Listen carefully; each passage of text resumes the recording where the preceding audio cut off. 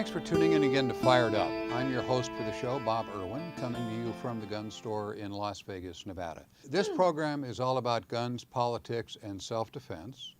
All of our previous shows are available archived on YouTube at Fired Up with Bob Irwin. We're going to discuss a really sad event. As most of you will know from reading the papers, that two Las Vegas police officers were recently murdered in ambush, and that episode has become apparently fodder for the anti-gun people somehow to go back after background checks. We're also going to talk a little bit about a Las Vegas concealed weapon holder who gave his life trying to stop the same individuals that attacked the police officers. This tragic murder that we have of the police officers has personally affected several of the members of this panel. This is a particularly tough thing for us. We obviously know people involved in this in one way or another. Randy Sutton has put together a statement about the police officer's death, and I'd like him to be able to put that into the show right here. Please. Thank you, Bob. This is entitled When Brave Men Die. Brave men died last week. They were cops, and they were assassinated. Not because of who they were, but because of what they were. Cops, police officers, wearing the uniform of the city that they served. Each day, hundreds of thousands of men and women throughout our nation strap on their gun belts, pin on their badges, and do their best to protect their communities. They will handle mostly mundane calls. They issue traffic tickets, speak to community groups, drive the streets of the towns that they serve looking for predators. Hopefully, at the end of their shifts, they will go home to their families and their loved ones. They will talk amongst themselves of the frailties of human nature, of the cruelty that man is capable of the heartbreak that they have borne witness to, and if they feel truly safe with the company that they keep, the fear that lives within them. The fear of never coming home, never seeing their loved ones again, never again holding their children or their wives or husbands. Cops are similar to soldiers in that they face the possibility of battle when they put on their uniforms. But unlike soldiers, they walk among a population of neighbors, friends, and others that you would never think would harm you. And that is where the similarities diverge. Police officers Beck and Soldo thought they faced nothing more threatening than a bad slice of pepperoni when they walked into the pizza restaurant during their lunch break. Perhaps during their last conversation that they would ever have, they spoke of their families or the future that lay before them. Perhaps they spoke of the dreams that all young men share in the prime of their lives. We will never know because two people without lives that were meaningless, I should say, and devoid of compassion, targeted them for death. They walked up to them, shot them coldly, calculatingly, removed their firearms from their lifeless bodies, and killed again before they were killed by police and by a suicide pact. I shall leave analysis of the motivation of these murdering scum to those more qualified than I. Perhaps they were spanked too harshly during their formative years, or were bullied during their grade school, or perhaps they didn't receive the attention they felt they deserved during their high school years.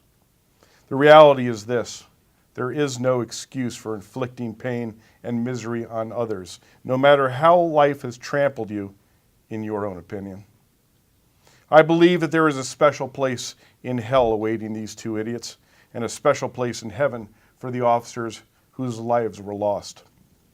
To the souls of Officer Beck and Soldo, I say, you will live on in the memories of those who love you, live on in the minds of those that you embraced, and live on through your legacies of service and honor. Thank you. Thank you, Randy.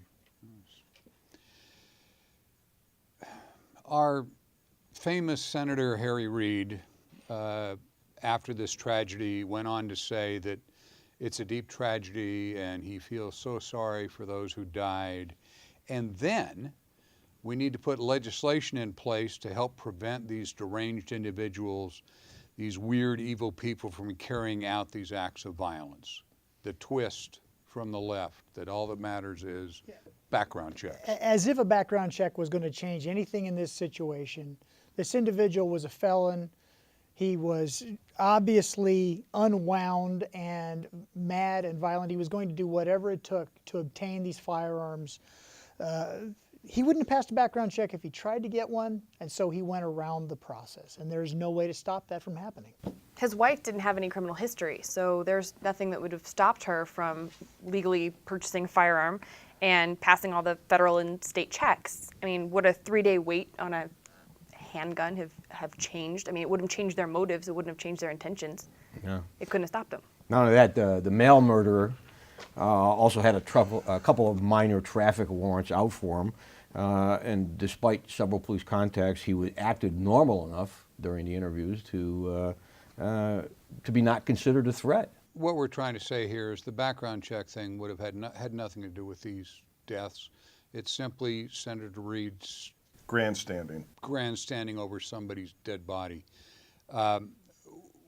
We're at the end of our time for this panel. There's a lot more all of us would like to say about this, but it is what it is, and the politicians should stay out of this unless they're, We'll be back in just a few minutes. Don't go away.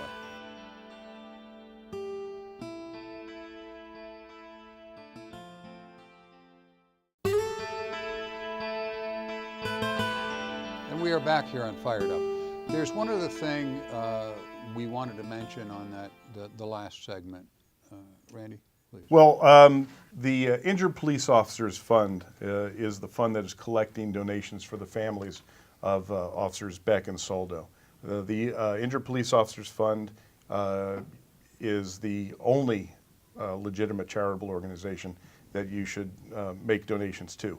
Or you can go to Wells Fargo and they have the fund set up, or checking account set up for taking donations there. Following along here with the rest of this story, as most of you already know, a civilian was also killed in this same strung-out event. Joseph Wilcox was trying to prevent others being killed when this murdering couple came into the Walmart near the first crime scene. Yeah, Mr. Joseph Wilcox was a customer in the store, and he heard a gunshot, and he looked up to see a man firing a gun and yelling, and he heard him yell something to the effect of, "Everyone get out." Well, he was there with a friend, and they were standing over in a section of the store to return some items, and he turned to his friend and said, "I think I can stop this." And he headed over to where the shot had been fired. What he didn't know is the shooter wasn't alone. The man's wife, the murderer's wife, and she herself, a murderer, was there. And she had walked in several feet in front of her husband and with a gun in her purse, put her purse in a shopping cart. So he wasn't even aware that she was part of it. So obviously they had a little plan going to begin with. And well, when Joe Wilcox passed her, he was focused on the male suspect who he knew was armed, and he drew his own weapon, and unaware that she was part of this action, she pulled her gun and killed Mr. Wilcox. Apparently at that point, whatever plan the couple had to continue this run fell apart right there, because with the gunfire, the customers all scattered. The couple ran to the back of the store to try and escape, apparently out the back doors, the receiving doors of this Walmart. Yeah, but unfortunately for them, a quick-thinking Las Vegas police officer, knowing that they were in the store, pulled his patrol car up and blocked the door. They even fired into the door, trying to break out, if you will. The SWAT team and officers entered the store, killed the male suspect, and she killed herself. In speaking with even Mr. Wilcox's family, who we had the chance to speak with, despite what the media has said or what you might have heard, Mr. Wilcox being there and doing what he did definitely was an act of bravery and Absolutely. put a stop to what could have potentially harmed more people. Unfortunately, it was a risk that he took, but he stepped up and he definitely bravely stopped what could have been a much more tragic shooting inside of the store with a lot of unarmed victims. In the same vein, the Wilcox family is in rather dire straits. There has been a fund set up at Wells Fargo Bank for his family, his mother and sister and uncle. You can contribute to that by contacting any Wells Fargo bank. They gave an account number of 848-585-2688. If you see your way clear to do that, I would expect every one of you that has a concealed carry permit would want to help make sure this family survives the financial disaster here. Mr. Wilcox has been criticized for doing that in some of our local papers here. Mostly he's gotten praise, but there have been those who say, another gun death because somebody foolishly got in the way. And we are here to tell you that Mr. Wilcox getting in the way probably saved a ton of lives. And any of us that are in trouble would love to see Joe Wilcox walking around the area somewhere, because he will jump in to defend others. It's important to know that these two had a plan, and the plan was going probably exactly as they had thought it out, right until Joe Wilcox broke their stream of plan. They didn't give the officers in the pizza shop any chance whatsoever. They walked in and assassinated them while they sat, unable to respond. Who knows what they would have done in that Walmart? There's a lot of speculation because they said get out. All they might have been doing is cleaning people from the back to the front to drive them towards them. We'll never know, because Joe Wilcox got in there and made them change, giving the police an opportunity to fully respond in this situation. Sheriff Gillespie called him a hero. He is a hero. He needs to be remembered every bit as much as those officers, who were great men. I never got to meet Joe Wilcox. I met both of the officers. Officer Alan Beck was a very close personal friend of mine.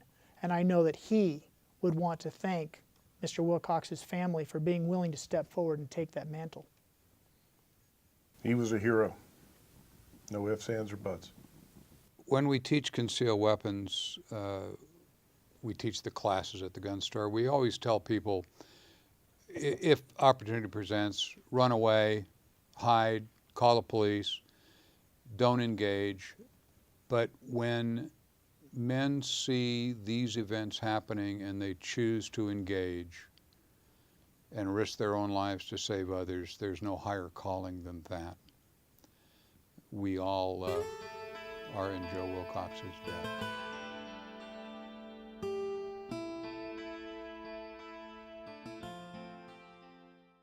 Hi, I'm Mason, coming to you from one of the VIP ranges here at the gun store in Las Vegas.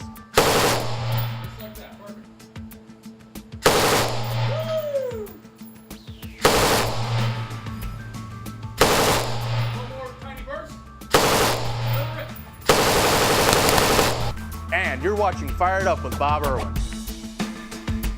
Hello, and welcome back to Fired Up with Bob. We're going to take some viewer questions. This viewer would like to know, what is the best all-around 45? Every manufacturer seems to have a different idea of what that is. For a carry gun, I would recommend the Glock series as being the smallest. 45s, they have concealed hammers and so forth, so they don't snag. The people that carry 1911s love them because they're 1911s, and if you practice with them and shoot them all the time, they're fine. Some of those now come with shorter hammers or flat hammers so they don't catch on your clothing. It really is purely a matter of taste. All of the major brands work generally flawlessly if they're fed good ammunition made by a major manufacturer, not somebody's reloads. I would really not try to push one over the other. it's what gun feels the best in your hand to you. Which one points better for you, is more comfortable to carry for the size of your hand, where you're going to carry it on your body is how you pick it up. There really isn't a best one for everybody, or there'd only be one gun. Our next viewer asks, if you buy ammo online, do they have to mail it to an FFL or can they mail it to you? Yes, they can mail it to you or ship it to you. We had a question on another show about that. And it's difficult to mail ammunition because it's considered an explosive by the post office, although it really doesn't explode. But the fact of shipping interstate is okay at the moment. We've got some states that are starting to restrict that. California is about to put a law through that will restrict that. They're going to have a law that says you can only buy it from a dealer and have to do your fingerprints to buy ammunition. As silly as that sounds, but that's about to be the law over there, I believe. So it depends on the state you're in. In the Wild West, generally you can send ammunition, but by truck, by ground shipping of some sort. But again, not in all the East Coast, New England in particular, they have some laws against it. Call a gun dealer in that state, they can tell you what the law is. How do you know if your state's CCW is honored in another state? You call and ask, or Not us. not us. But in order to keep up, there is a website called handgunlaw.us, and it is the most up-to-date I've found. There's several places that keep those. The NRA has a list, usually on their website someplace. That one website, though, handgunlaw.us, keeps up almost on a daily basis. And it's not just the 50 states, because it'll vary in some of the counties and so forth, and some cities. So that's the place you go look, and it'll tell you what the law is this week. And if you don't travel till next week, you probably want to check again. Lots of them are changing every day. Well, that's going to end our question segment. If you have anything that you'd like to ask Bob or any of our other panelists, please write us at questions@firedupwithbob.com. Thanks for watching.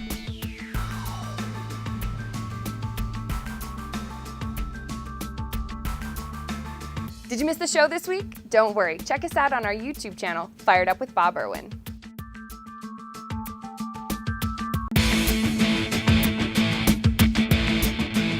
In some jurisdictions, it is virtually impossible to obtain a permit to carry a concealed firearm, but the law may allow anyone to carry a firearm that is not concealed, usually referred to as open carry. This mode of carry has advantages and disadvantages. One advantage is that someone who is ineligible for a carry permit due to local laws or age may still be able to carry a firearm for self-defense.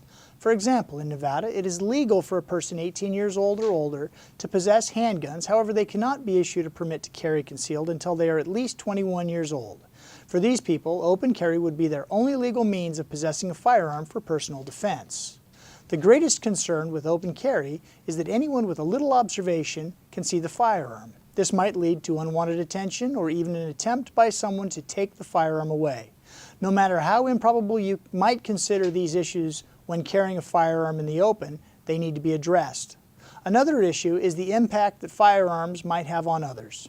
If you go into a store or other populated area and someone feels threatened by the presence of the firearm, they might call the police and report that fact. Generally, the police take man with a gun calls very seriously and will probably send a unit to investigate. While the police should conclude that you are within your rights, keep in mind that they have wide discretion in handling any investigation. Be polite and comply with their request. The property owner may also ask you to leave and not return with the firearm. This is within their right as the owner, and you should comply with these requests. They may not personally like firearms. They may be in active support of the Second Amendment, but they're also trying to address the concerns of the rest of their clients.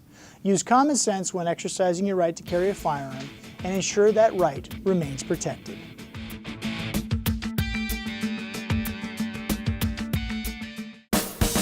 The Gun Store of Las Vegas is your place for the ultimate machine gun experience. With 25 years in the business, 30 individual lanes, and a deep arsenal, we offer you a truly unique thrill that can only come from shooting a high-powered firearm. We offer VIP and corporate packages, bachelor and bachelorette group rates, and the best selection of firearms in town. The Gun Store offers free Nevada CCW classes and gun safety programs certified by the NRA. When you're in town, tell them you want to go to the world-famous indoor range, the Gun Store in Las Vegas. On 2900 East Tropicana Avenue. Log on to thegunstorelasvegas.com.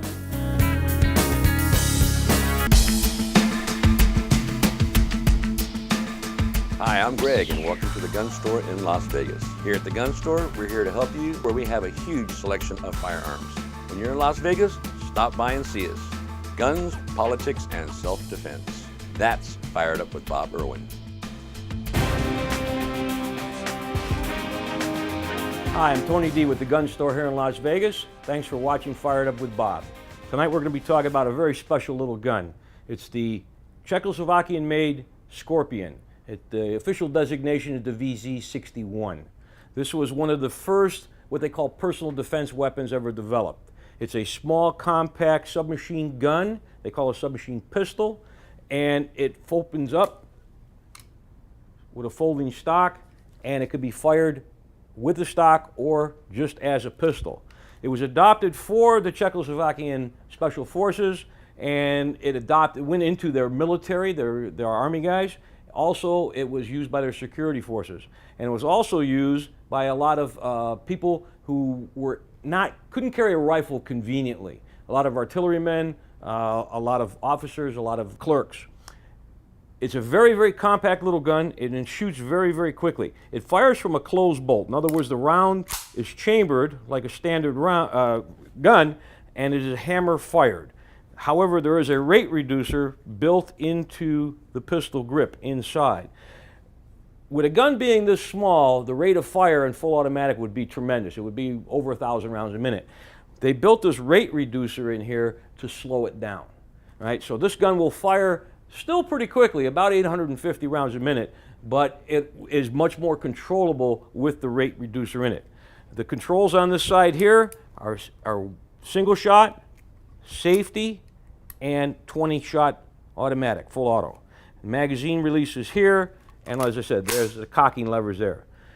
It's a very, very little fun gun to shoot, and it was used in a lot of the video games. Call of Duty comes to mind. It's very, very popular in that one there. It was used in a lot of movies, used in the Matrix, Ronin, Blade 2, several movies. It was also taught as more of a terrorist weapon also because it was small and compact, and a lot of the evil people had it. I know it was on NCIS, on television also. So it's a very popular little gun. We're one of the few places around that has one, and they're a lot of fun to shoot. All right, we're going to load it, going to insert the magazine.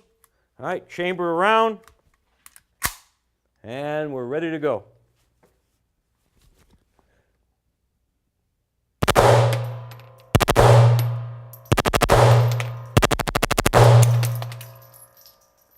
As you can see, 20 rounds doesn't last too long with it. It's a very, very fun gun to shoot. It's very controllable, and for a real personal defense weapon, it sure does the job. Thanks for watching Fired Up with Bob Irwin, coming to you from the Gun Store in Las Vegas. Check us out online at our webpage, firedupwithbobirwin.com.